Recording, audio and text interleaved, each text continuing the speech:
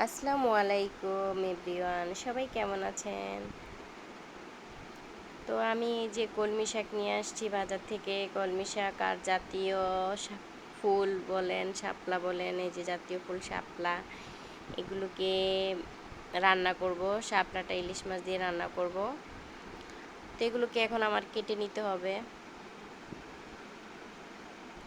এই যে শাপলাগুলো আমি কেটে নিয়েছি, ভালো করে আঁশ ছাড়িয়ে নিয়েছি। এই যে আমার বিড়াল ছানাটা। তারপরে এই যে এখানে শাকগুলো বেছে নিয়েছি, সবগুলো বেছে নিয়েছি। হ্যাঁ, এই তো রান্নাঘরে চলে আসলাম, শাকটা ভাজি করে নিচ্ছি। কলমি শাক ভাজিটা আমার কাছে খুব ভালো লাগে। আপনাদের কাছে কেমন লাগে অবশ্যই কমেন্টসের মাধ্যমে জানাবেন। কলমি শাক কিন্তু প্রচুর পরিমাণ আয়রন। কলমি শাকটা খাবেন সবাই, শরীরের জন্য খুবই ভালো। বা খালিও খেতে পারেন। আর এখানে আমি যে লাউ দিয়ে মুরগির মাংস রান্না করতেছিলাম। এই আমার বেবি।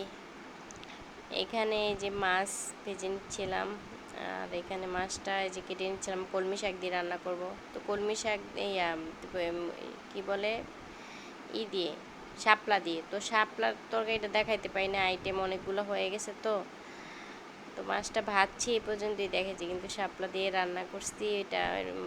এটা করলা ভাজি, অনেকগুলো আইটেম, তো যার কারণে ওইভাবে দেখাতে পারিনি। এখন আমি যে লাউয়ের তরকারিটা বসাবো, লাউ দিয়ে মুরগি দিয়ে। এখানে ভালো করে মশলাটা কষায় নিচ্ছি।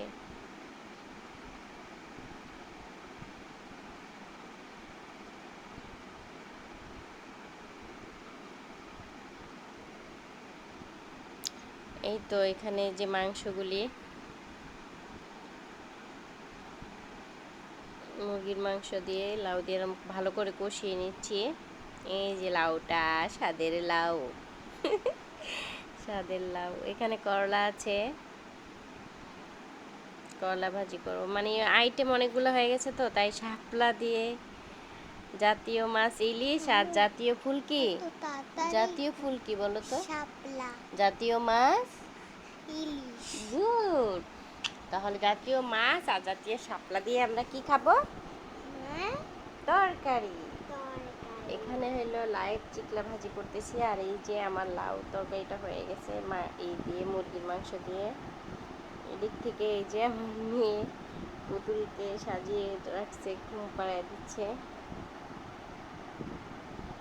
তো এখানে আবার আমি কি একটা তরকারি বসাইছি।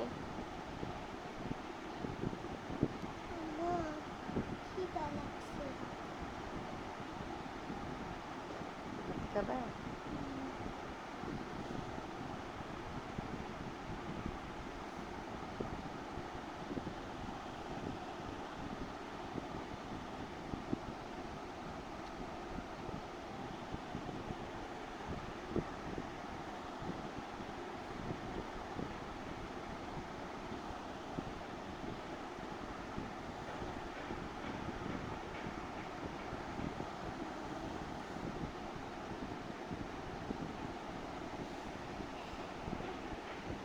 তো আমার ভিডিওটি ভালো লাগলে অবশ্যই লাইক, কমেন্ট, শেয়ার করবেন। এই যে আমি রান্না করতেছি, আর এখানে যে ইলিশ মাছটা ভেজে নিয়েছিলাম।